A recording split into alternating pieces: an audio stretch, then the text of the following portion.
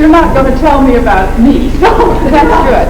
I'm really glad to see so many people here, art lovers, and I want to tell you right up front that I am not an artist. And I know, what I know about art you could put in a thimble, but I've been married to an artist. His name is Walter, and for about 32 years. So a little bit has rubbed off, and a lot of his philosophy has rubbed off.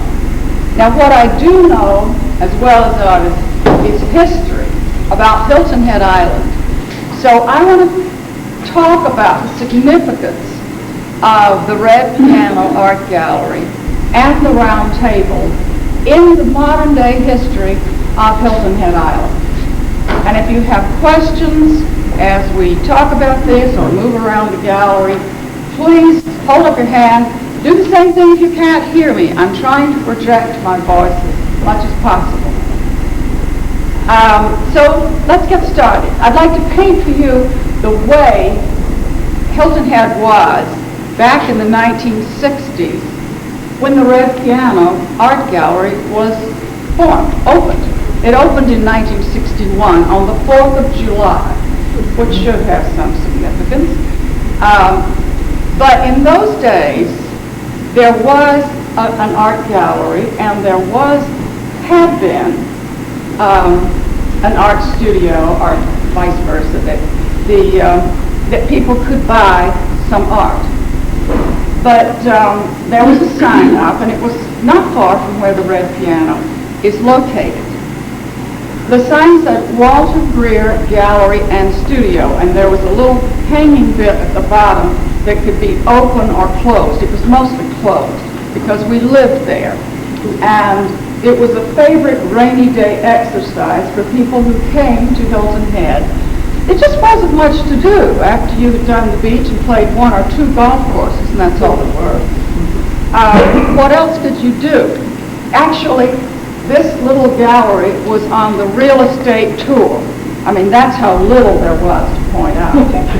But then one day, shortly after the sign, very beautiful sign, I thought, was hung, an over-enthusiastic patron had too many martinis, and so she backed over the sign. It fell. It was never put back up. Fortunately, down the road a piece, they were building the Red Piano Art Gallery. And Alan and Mary Palmer are the ones that we're all indebted to for bringing a serious approach to art to Hilton Head for the very first time.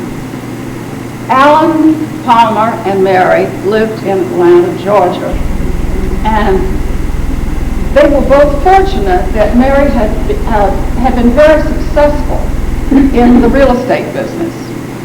And Alan had become disgruntled with the advertising agency. He wanted to paint, he wanted to play a saxophone, he wanted to do a lot of things. So she could arrange it for him to relax, and she built this rather unusual gallery. It was a house gallery studio, and it was called the Red Piano, as you will see over in here, because it literally has a red piano in a little alcove of the studio. And that was all the excuse that Alan Palmer needed to have the first jazz jam sessions on Hilton Head. So starting on the 4th of July, 1969, that's just what he did. Now you're going to say, what's that got to do with art?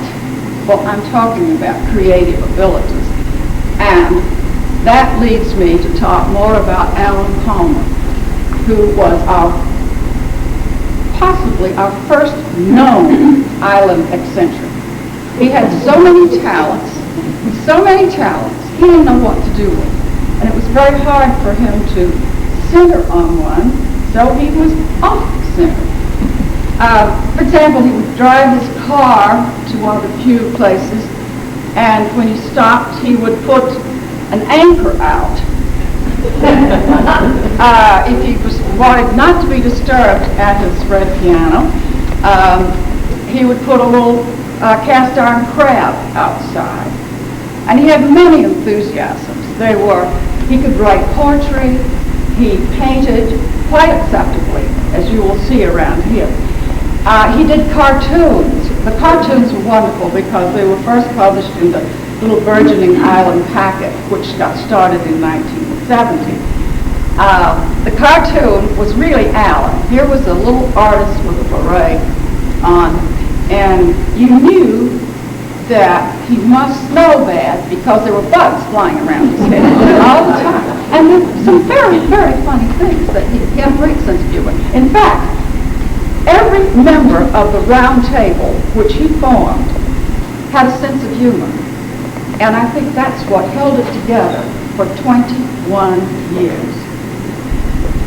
The Roundtable, of which this is the real Roundtable. This is the one that was in the Red Piano, still is in the Red Piano Art Gallery, and around which upwards of 15 artists at a time met on Thursdays. This was started really by Mary Palmer to keep Alan Palmer happy and to have his peers around him. Well, there weren't many peers in those days. But then the great illustrators came to the island. Coby Whitmore, Joe Bowler, Joe DeMars, and Ralph Ballantine. This gave them all they needed to have a nucleus of a discussion group. For you ladies, there were no lady artists at the time. Otherwise, they would have been invited. And with that, I want to dispel any idea that this was an elite group. It's been used in some texts, this elite art group met on Thursdays for 21 years. It was anything but elite. All that was required was that you cared devotedly about art and that you were interested in the people around you and collectively in art on Hilton Head Island. That was all that was required. If you felt uncomfortable, didn't want to come back, you didn't have to. But I'd like to talk about some of the, now this, by the way, Louanne LaRoche, who owned the Red Piano for many, many years after Alan Palmer, is behind this camera.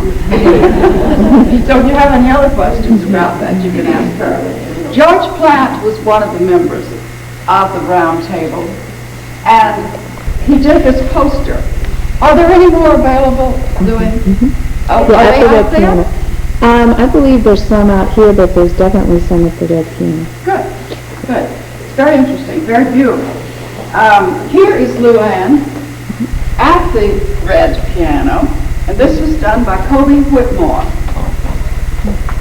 I'll tell you more about Coby when we go to his group.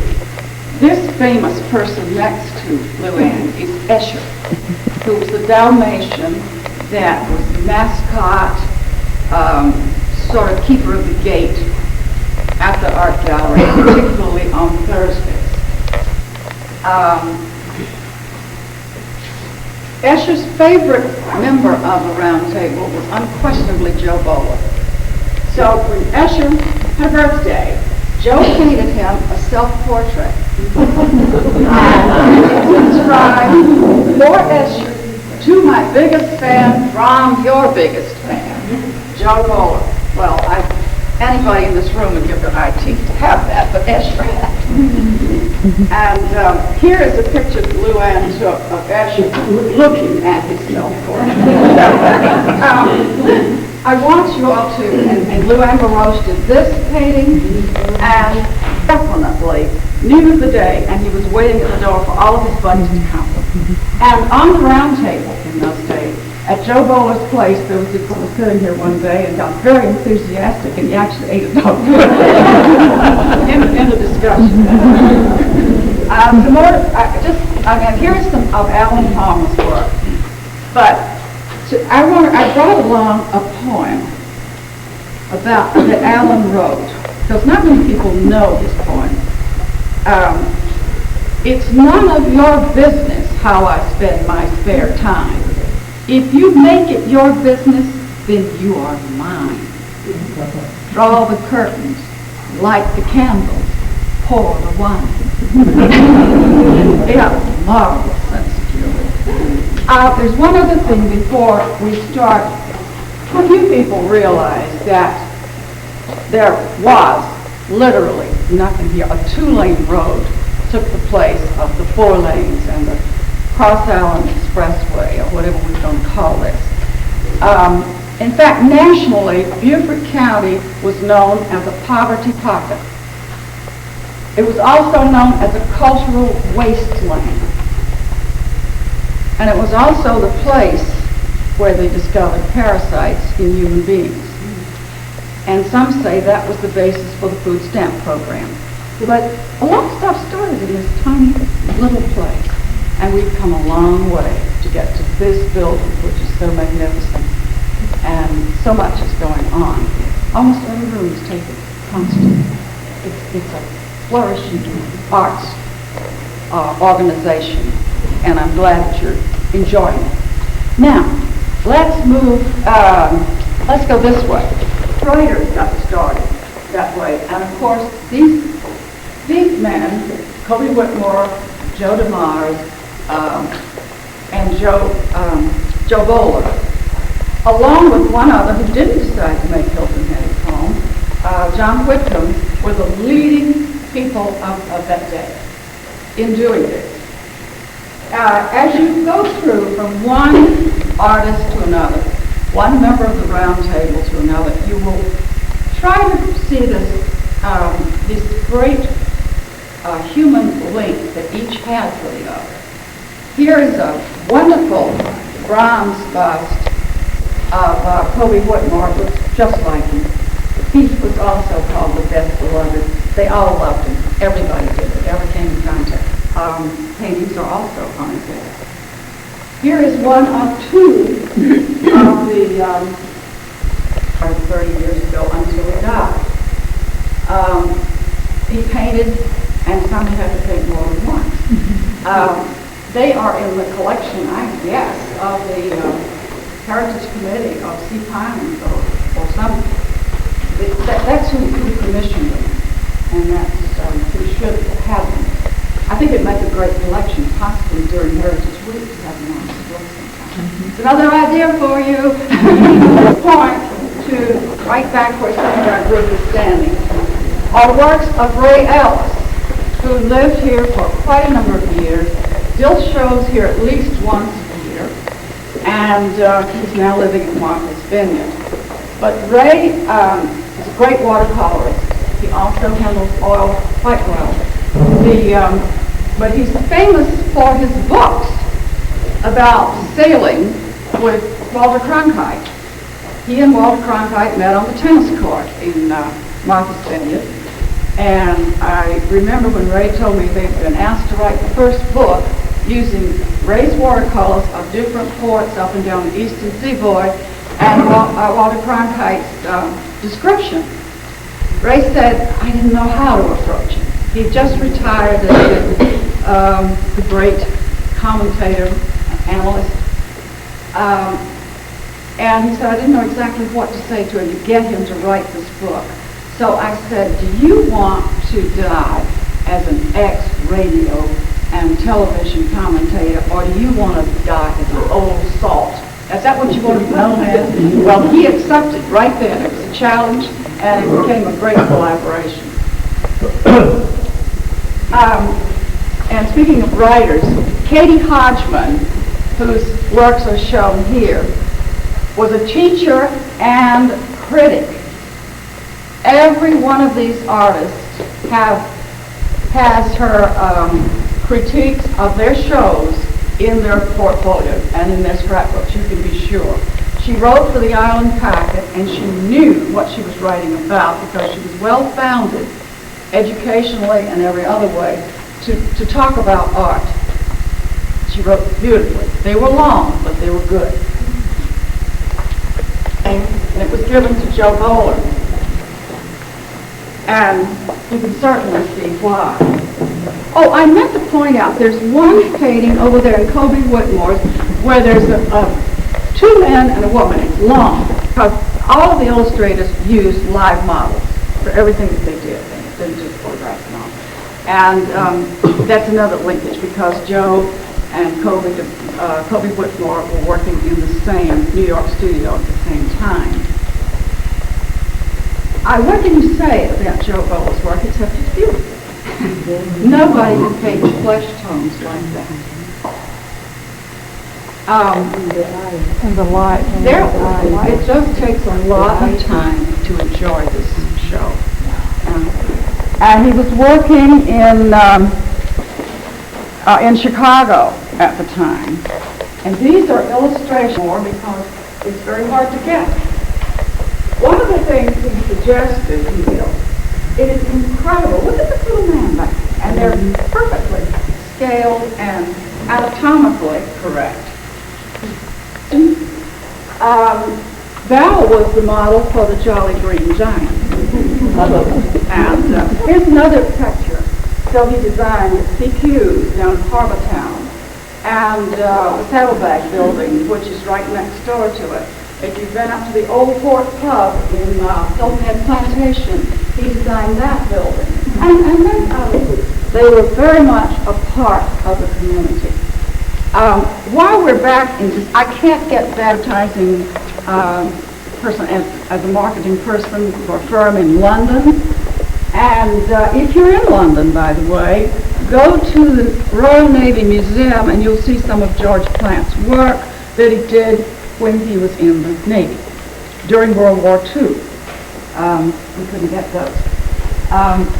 But closer to home, here's the Dufusky Church, Dufusky Island, and it looks like New York City to me. No, not enough. Right up until his death with leukemia.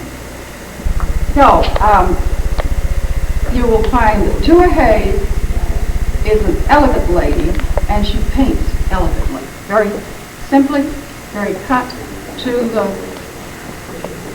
the bone. Beautiful colors. Artists together, and they bring the paintings in, put it against the wall, and gone. Somebody has to put some organization to this, and this happens with every show that takes place in any art gallery. So that anytime you're there, think about it. Who comes to this show? They deserve a special round of applause. Aldwyth has a great sense of humor with her work. She does not restrict herself to the canvas. About the time of Hurricane Hugo, she started doing boxes of debris that she picked up around the Charleston area from the hurricane. And if you ever have the time really to look at every little thing, turn the buttons, push a button, this is her great wit is at work, as well as her great artistic ability. And she has quite an audience in the New York gallery scene. Mary and Marge Parker collaborated on this picnic painting, New York Times fashion edition, with a few brush strokes, and she gets the essence of the person. None of her portraits are here, but you recognize, you know the person when you see her. They are not faceless. It's great.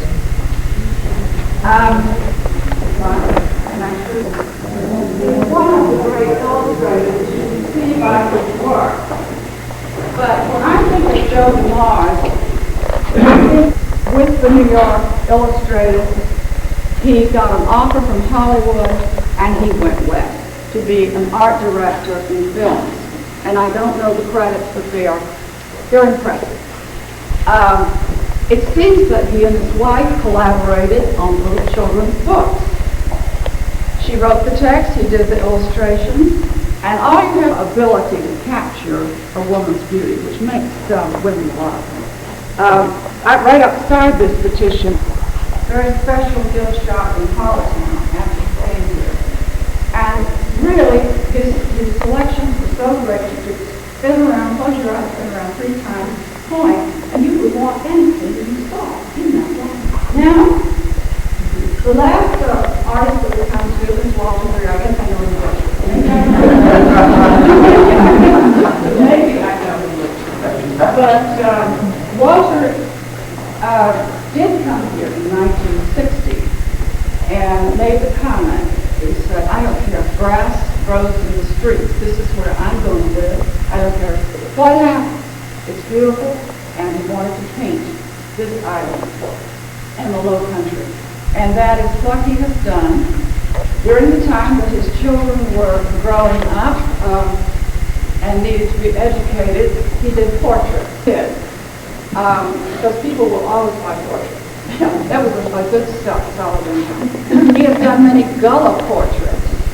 One is in the museum at Hilton Head Island, and there will be others as he collects. He has painted the island as it was when he came here in 1960. Although he said, I am not a shack painter. I'm just not. I think in bringing to a close and opening this for questions, I'd like to talk about what Walter said to me, and he said, I've heard him say this to other people, what good is art? It doesn't keep the rain out of the house, and it doesn't put food in the pantry, although indirectly I guess it does. But he said that art unlocks the heart and soul of a creative person.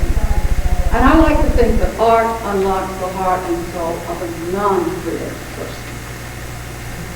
And for a little more about these people, I encourage you to go up to the second floor to, there is one more painting by each artist on the second floor with a beautiful photograph that's been done by Blaine. I thought Blaine would be here this morning. But you do see this satellite show, as I call it. It's on the second floor, punch the button, go in, and punch number 2, and go right up and right there. Gorgeous, gorgeous photographs of these people. And I want to thank you for coming. Do you have something you want to add? The only thing the art center would love